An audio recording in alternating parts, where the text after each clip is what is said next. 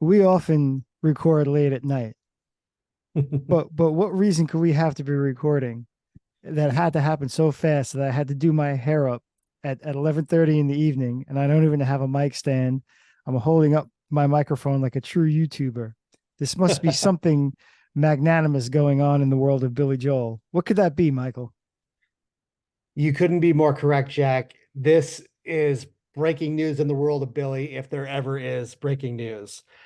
It's pretty incredible. Officially today, as we're recording this, January 22nd, 2024, it has been announced that Billy Joel is releasing a brand new single. It's called Turn the Lights Back On, and it is set to be released Thursday, February 1st, Right. 2024. So we only got about just over a week lead time till this comes out. That's right. It's closer than I thought, which is, even better. This is something that we think was hinted at a couple garden shows ago, where he gave his usual good news, bad news speech. Bad news, I don't have any new music. Good news, you don't got to sit through anything you don't know. And then he sort of slipped and said, "But we're working on something. Maybe you'll hear it." And a lot of us didn't know what quite to make out of that. And yet here it was. It started yesterday on Sunday, where the Spotify display said, "Did I wait too long?" in what looks like Billy's handwriting. And today we got about 20 or so seconds of the intro. Yep. Now I think the most perplexing thing in a way is that Billy is not the sole songwriter for this record. Yeah, this is a first. In the Billy solo era, beginning in 1971, up until now, there was only one credited co-writer, and that was Code of Silence with Cyndi Lauper, who was well credited not only with singing with him, but helping him with the lyrics and working with him on that. And this time around, we are seeing Billy Joel along with three additional songwriters. And who are those songwriters, Michael? That is an excellent question, my friend. So, so along with Billy, we've got Freddie Wexler, Arthur Bacon, and Wayne Hector. And Freddie Wexler is also credited as producer on the track. Right. And Freddie Wexler. Now this is pretty interesting for Billy Joel.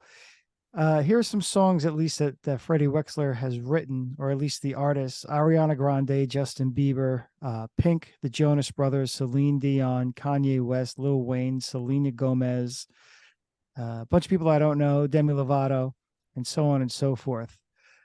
So I'll say this before we get into the song itself. When we first saw that teaser on Sunday, the thing I decided was I want to see who the producer is. I want to know who's putting this together, because it's going to give us a big clue as to whether it's going to be more, adult contemporary, middle of the road, or if we're going to get something a little more modern. But also, hopefully, if he goes more modern, it doesn't sound like, an old man trying to be hip kind of thing. And so I'm actually excited that he's going with a relatively young producer and songwriter, and that he brought other people in to write it, because he's really at a point now he doesn't need to do a damn thing. When he put out All Right. My Life, maybe when he put out Christmas in Fallujah, we were still in the era of maybe we're going to get another album. His popularity had waned a bit by that point, so he had a little something to prove, putting something out and testing the waters. Now he's doing victory laps over victory laps. So if the man wants to bring in a couple of young bucks to help him, right, to get through the rest of the rough patch or whatever's going on, I say go for it. And I'm legitimately excited that he went with a young producer, so we know we're going to get something at least intriguing. Yeah, that's kind of where I landed with this too. I remember when the announcement first went out this morning, and I started looking into it when I saw these co-writers. First instinct was interesting. That's puzzling because we all know Billy's capable of writing incredible Yeah. songs on his own. But then I very quickly came around to the realization. I'm like, well, you know what? He's written two pop songs since 1993 that we've ever Mm, heard. right. I said, if this is what it takes to get Billy excited about doing this and get him inspired to try something, I'm in. I'm game. Yeah. Yeah, it's more interesting this way to really wonder what's about to happen. So Yeah. we got about 20 seconds of this intro, and we saw at least one comparison. Someone said it sort of reminds them of "Morning Is Broken" by Cat Stevens. Yeah. Speaking of Cat Stevens, um, I have to say that when I heard it, I was like, okay, we're gonna get a ballad. And then there was like that one short walk down that I was like, oh, something about that is classic Billy. That choice of chord progression or that cadence just Yeah. seems like more like classic what what we know and love. Yeah. And all my life in Christmas and Fallujah are couldn't be further apart with those two songs, the last we heard from Billy. Yeah. Um, and you know, if I put on those songs, for better or for worse, in my head, I'm not going, oh yeah, that sounds like Billy Joel. Yeah. It just doesn't have that signature choice or that signature feel. And now while we, like you said, we only heard 20 seconds of assuming maybe a piano intro, I don't know. Yeah. But in my head, it like you could feel like, yes, that's Billy. That's Billy playing. Right. It It's just it's there was something about it. it's that, and when I was listening back to it, there was that use of dynamics where he just got softer for a moment. Um Yeah. and I think a lot of what I was worried about was, are we just going to get like block mastered, shoving a round peg in a square hole sounding record? Like, that seems to be all they know how to do with rock and roll anymore, is just brickmaster it. And, it just sounds so bloated, and I can't take it. And it's exciting to at least hear some dynamics on this from the get-go. Yeah, that little bit, it really had some breath to it, not only in the Mhm. mix and the sound quality. The piano sounded great, but also in the arrangement choices, the chord choices, like what that part is. It's it's on the surface, there's not a lot going on, but it's Mhm. just it breathes very well from what little I hear so far. Right. And the last thing I thought was, well, first I thought to myself, oh, well, okay, we're going to get a ballad. When I heard "Turn the Lights Back On," have I gone too long? I started to hear like a rocker in my head. I sort of put together a Billy riff. And then I was like, wait a minute. If there's anything Billy's good at, is starting off as a ballad and going somewhere else. I mean, Miami Yeah. 2017 and Scenes being the best examples of it. So we don't know what's going to happen. Now, I'm pretty sure it's still going to be a ballad, but I hold out a little bit of hope that we're going to get something real interesting, you know, Yeah. about a minute Yeah. and a half into the song. Yeah. Yeah. Yeah, it's really interesting to me. And again, circling back to the choice of the producers and the songwriters and um hearing that, I'm reminded of the producer Andrew Watt, who is like one of the hot pop producers of the last 10 years, and he's also, he worked on he did an Elton John record or Elton John song. He produced the Mhm. last Ozzy record. He's a pop guy, he's a pop guy. Yeah. And it's like, but like across the board, I've seen these quote unquote legacy artists saying, wow, getting a young fresh set of ears and a young mind who's not thinking of it from where I necessarily would be, it Hmm. was really invigorating for the artist. So Right. that what has me intrigued and excited to where this could go. Yeah.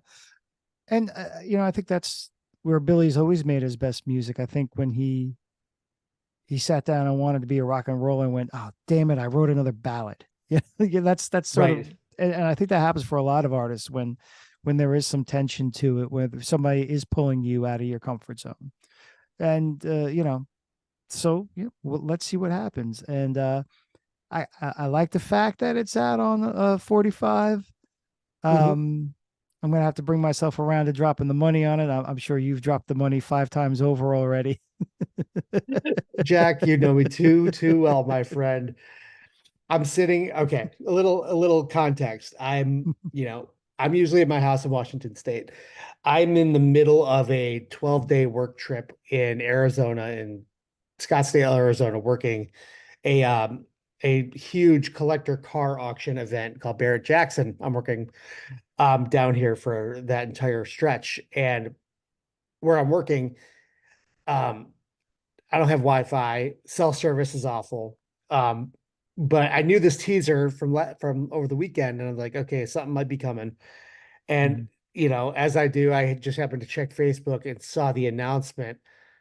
I was like, oh no, can I do what I have to do? Do I have enough signal? Because I'm like, okay, I have to post about it. We have to talk about Right. this. I said, and if it's a limited Billy Joel, I have to order it. I have to order it. And I need help. I have issues, friends. Uh, uh, but needless to say, I had just enough to to get a couple posts out for us, and then quick as I could, I got the limited edition 7-inch vinyl ordered as well, and I paused on the merch on the shirts. There's shirts and Mhm. hoodies which have some interesting designs, but we'll see what happens down the road with that. Yeah. Well, I'm going to assume we're about 4 times the length of the song already recording. So I don't know. Got to Should be. we say much more? I think this is a good place to leave it for now. I think so. I think it was just something that we definitely had to sort of get on screen and chat about Mhm. real Yeah. quick as it Yeah, happened, because and I'm sure we'll have more to say soon. yeah, by the time this episode comes out, the song will be out in 2 days after Mhm. release date. So there's a lot to say. We're going to be sharing the official video and everything once it comes out, and we'll be talking about it in Discord and online. So I can't wait to hear everyone's opinions and everyone's thoughts on this, and um where was your head at when the announcement was made today? What was your reaction? What did you think when you saw this new producer and co-writers, and did that give you some concern, or are you just excited to see what Billy Joel in 2024, what kind of music he makes?